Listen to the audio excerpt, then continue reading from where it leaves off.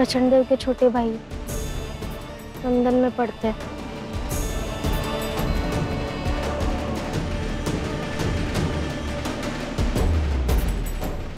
वहां से आने वाले थे और उसी खुशी में लक्ष्मी दीदी ने और प्रचंड की पत्नी ने साथ में लड्डू बांटे थे। अच्छा,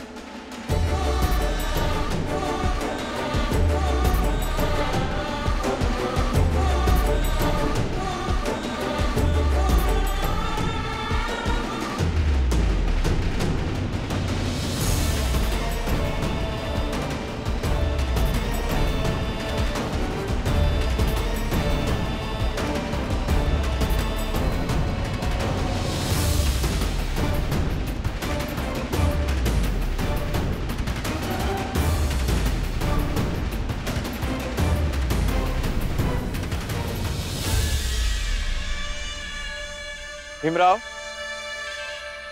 ये हैं प्रचंड देव जी के छोटे भाई वैभव देव। अभी अभी लंदन से पढ़कर वापस आए।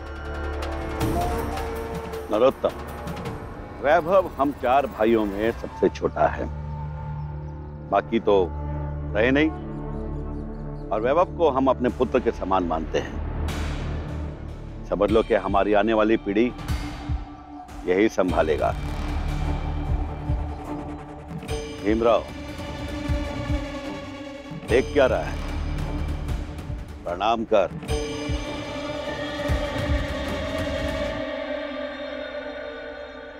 ये जानकर अच्छा लगा कि आप पढ़ाई करने के लिए लंदन तक जाके आए हैं। वैसे अपने यहाँ की पढ़ाई और वहाँ की पढ़ाई में क्या फर्क होता है? और वहाँ कितने प्रतिशत लोग पढ़ते हैं?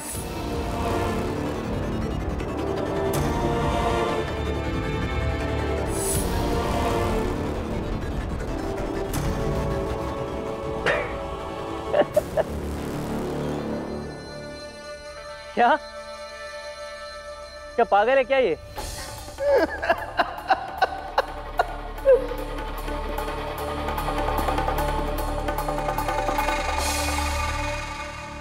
शक तो मुझे था वैभव देव, छोटी जात का है ना। लंदन से आए किसी व्यक्ति से पहली बार मिला है, इसीलिए पगला गया है।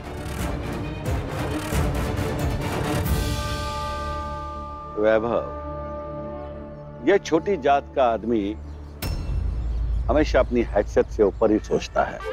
इसकी यही बात हमें बहुत पसंद आती है।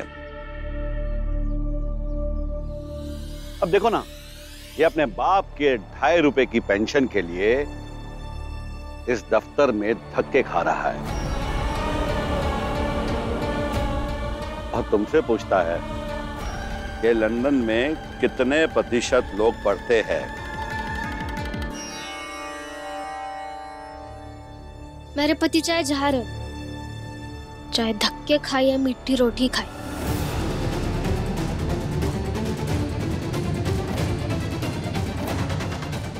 और आप जाइए ना, आ गए ना आपके भाई, तो खुशियां मनाइए।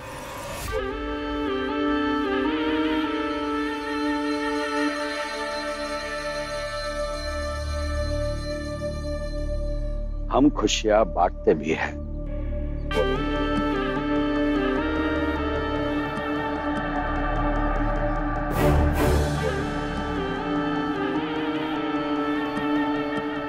ले भीमराव, खा ले। हाँ, आधी आधी खाना। हाँ, लो। नहीं चाहिए मुझे। है तो ये मिठाई, लेकिन आप दिल से नहीं दे रहे।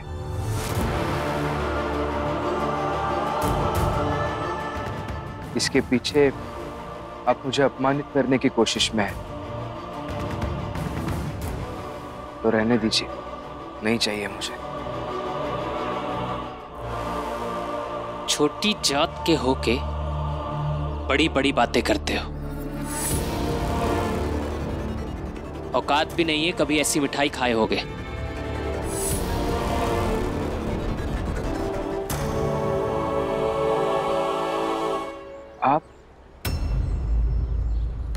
लंदन में पढ़ के आया है ना?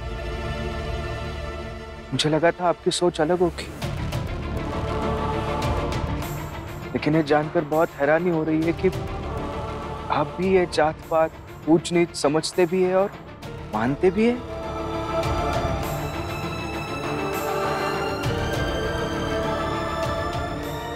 और बात रही है मिठाई की, तो ऐसी मिठाई मैंने आज तक नहीं खाई, आगे भी नहीं खाऊंगा। क्या फर्क पड़ता है?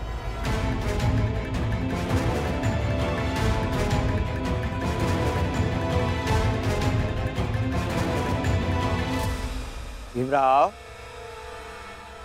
फिर से भाषण देना शुरू कर दिए। प्रचंडदेव जी, आप लोग जाइए। भीमराव घबराओ मत, मैं हूं। मैं तुझे तेरे बाप की पेंशन दिलवाता। भीमराव, तेरे नाम की मिठाई तो हम वापस रख भी नहीं सकते।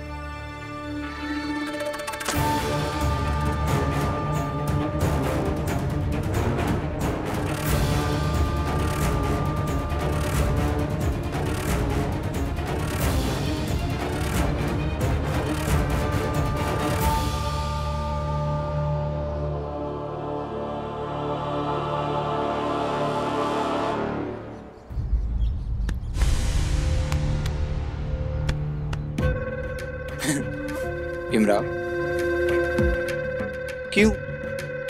क्यों अपना समय बर्बाद कर रहे हो? हाँ?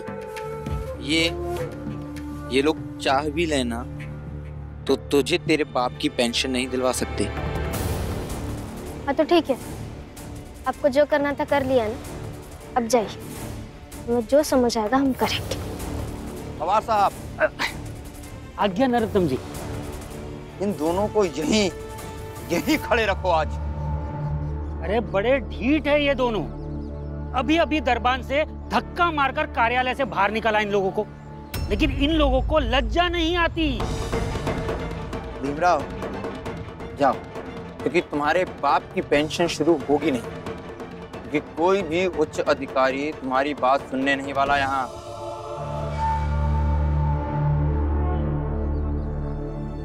मुझे तो लगता है कि आप कई बार ऐसे ही बोल देते हैं।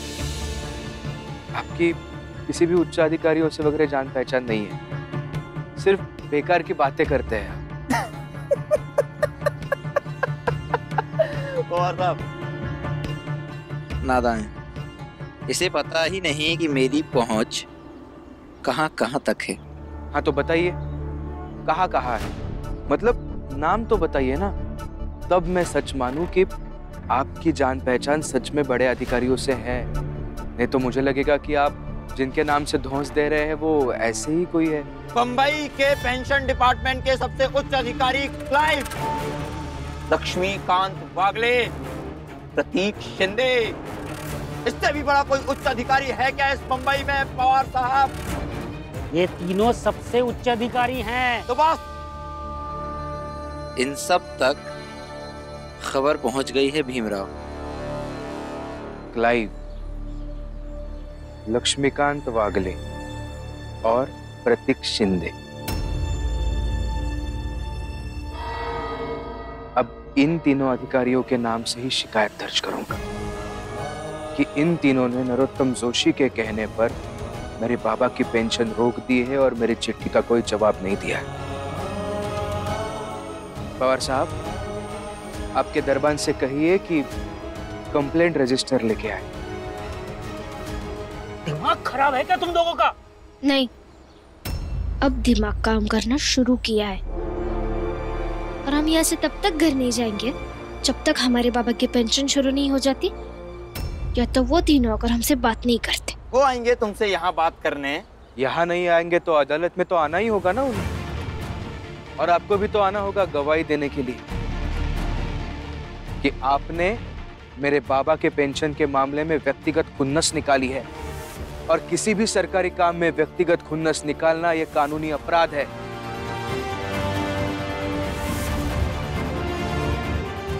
चलिए, इनसे बहस क्या करनी है, चलिए। अरे रुको, दूर रहो छोटी जाति के, खबरदार अंदर गए तो मैंने अपने पति के बारे में सुना है कि उन्होंने ऐसे ही चौखट पर खड़े होकर अंदर और बाहर के लोगों का गुरूर तोड़ा है। आज मैं भी कोशिश कर रही हूँ। और पवार साहब, हमारे बताने से पहले ही आपको पता था कि मेरे पति भीमराव अपने बाबा की पेंशन संबंधित बात करने आए हैं, है ना? इसका मतलब यही होता है कि आप भी नरोत्तम जोशी से मिले हुए हैं। तो जाइए, जाके रजिस्टर लाइए, आपके नाम की भी शिकायत लिखी जाएगी। बेवकूफ समझ के रखा है क्या? हाँ, दरबान बाहर निकालो इन्हें, मुख्य प्रवेश द्वार के बाहर निकालो और अंदर मत आने देना। जी साहब। हाथ तो लगा के दिखाइए, फिर मैं बताता हूँ। अब हम दोनों पति पत्नी यहाँ से तब तक नहीं जाएंगे जब तक मेरे बाबा की पेंशन चालू नहीं होती है।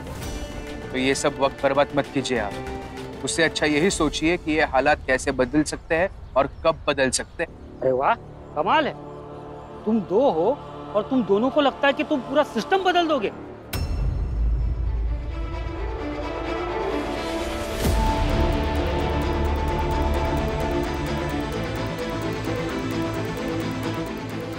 एक बार इन्होंने भी मुझसे कॉलेज में यही सवाल पूछा। कुछ ज्यादा ही बोल रहे हो तुम लोग। मुट्ठी भर हो, तब तो बचा लोगे इसे। तब मैंने जो जवाब दिया था वही आपको दे रहा हूं। हम इतने लोग हैं, इतने हैं कि आप हमें गिनने से घबराते हो।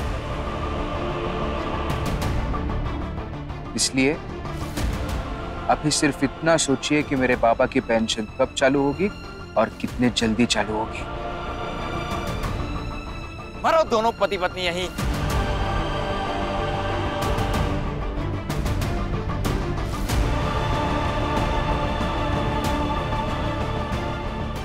ठीक है, खड़े रहो, दिन भर खड़े रहो, कोई फर्क नहीं पड़ने वाला।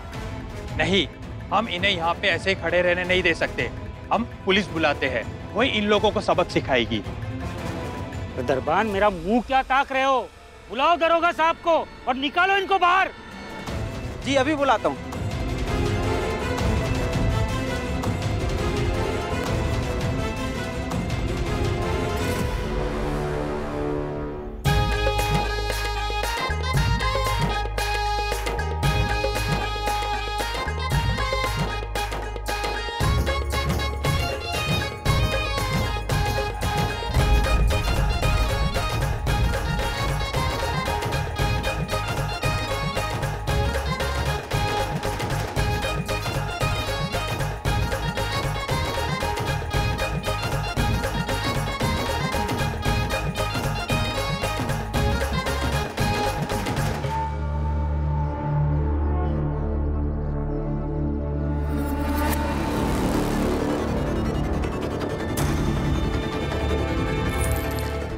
तो सभी खुशियां मनाओ।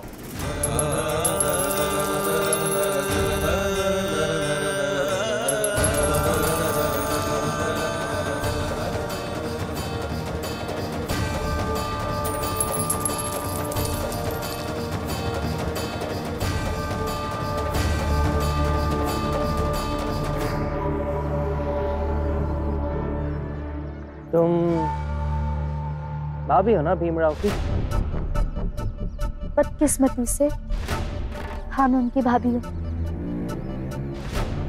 पर मैं माफी मांगती हूँ आपसे, आदत हो गई है उनकी, कभी भी किसी से भी उलझ लेते हैं वो। ना लक्ष्मी ना, उसकी आदत सिर्फ उलझने की नहीं है, उसकी आदत ये भी है कि वो भूल जाता है कि उसकी जात क्या है।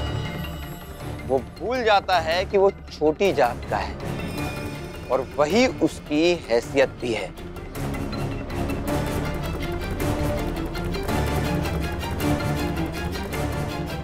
उससे कहो अपनी किताबें लेकर यहाँ आए।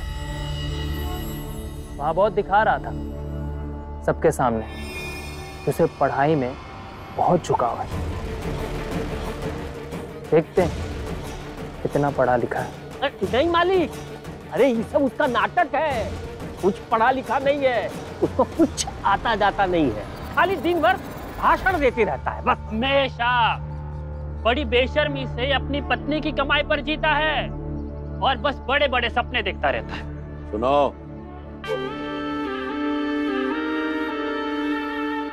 हमारे भाई ने कहा ना, तो भीमराव से कहो कि वो अपनी किताबें लेकर यहाँ आ जाए। वैसे भी गली मोहल्ले में बैठकर कभी पढ़ाई होती है क्या? हमारा भाई लंदन से आया है, ये बताएगा भीमराव को पढ़ाई लिखाई के मायने। समझे? ठीक है, बोल दूंगी उन्हें। अच्छी बात। अब तुम लोग जाओ। प्रणाम मालिक।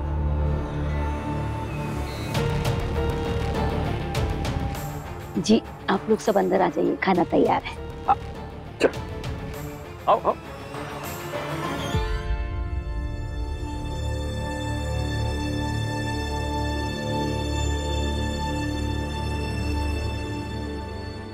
जानते हैं आप, जब से मैंने आपके बारे में आपका ये किस्सा सुना है ना, कि आप अपने एक एक हक के लिए कठिन से कठिन संघर्ष करते हैं, तभी मैंने सोच लिया था कि जीवन अगर मौका देगा तो आपके साथ वो सब करूंगी। आज पहली बार आपके साथ इस तरह से अपने हक की लड़ाई लड़ रही हूँ। अच्छा लग रहा है। आज लग रहा है कि मैं भीमराव अंबेडकर की पत्नी हूँ।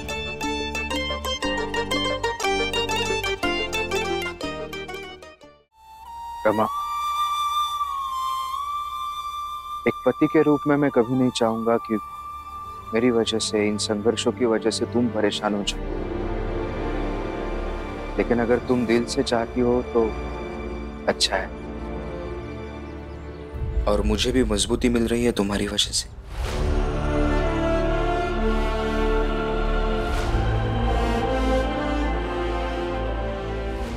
और सब बाबा की पेंशन शुरू करवा के ही जाएंगे। सिर्फ पेंशन शुरू करवा के नहीं जाएंगे रमा, यहां से सीख लेके जाएंगे कि पढ़ाई नजरिया नहीं बदल सकती है, उसके लिए समझ भी होनी चाहिए। क्योंकि शिक्षा, पढ़ाई इंसान को नजर देती है, लेकिन उस नजर से क्या देखना है यह हमें खुद तय करना होता है। प्रचंड देव का वो भाई लंदन से पढ़ के आया है, लेकिन फिर भी ऊंच नीच जात पात मानता है। बहुत बुरा लगा मुझे यह सब जानकर। फिर बताओ रमा, इतना पढ़ के क्या फायदा हुआ?